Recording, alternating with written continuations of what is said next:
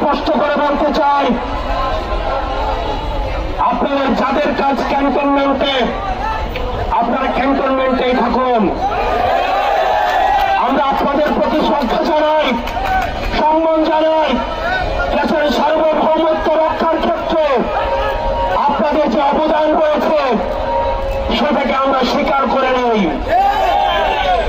কিন্তু আমরা বলতে চাই, রাজনৈতিক পরিমণ্ডলে আপনারা ক্যান্টনমেন্ট থেকে গত 16টা বছর যেভাবে নগ্ন হস্তক্ষেপ করেছেন,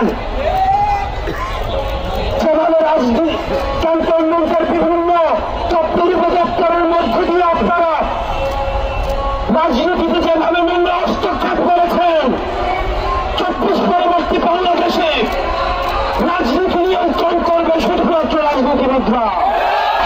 আপনারা তখন কোথায় ছিলেন?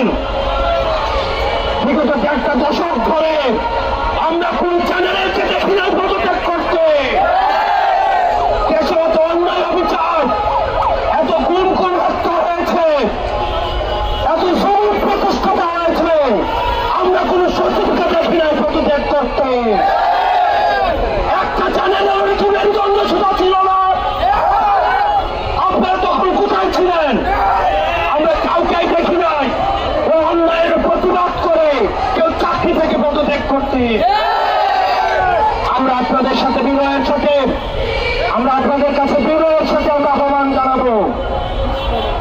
আমরা একটা প্রপার একটা ডেমোক্রেটিক ট্রানজিশনের অপেক্ষায় রয়েছি।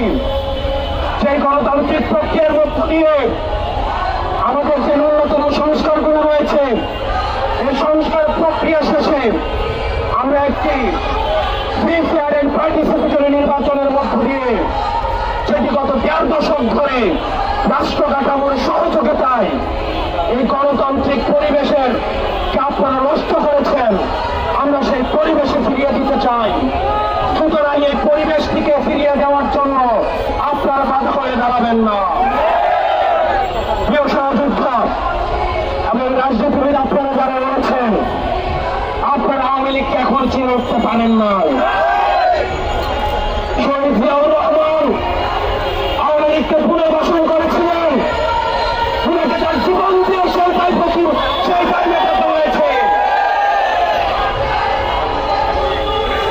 জামাতে ইসলামী আওয়ামী লীগকে পুনর্বাসন করেছিলেন, তাদের নেতা কর্মীদের হত্যার মধ্য দিয়ে সেইটাই মেটাতে হয়েছে। বিভিন্ন ষড়যন্ত্রের মাধ্যমে 2009 সালে আওয়ামী লীগ আবার পুনর্বাসিত হয়েছে। পিলখানা হত্যাকাণ্ডের মধ্য দিয়ে, রাষ্ট্রের প্রতিষ্ঠানগুলো ধ্বংসের মধ্য দিয়ে আগামী 100 বছর ধরে সেইটাই আবার আমাদেরকে দিতে হবে।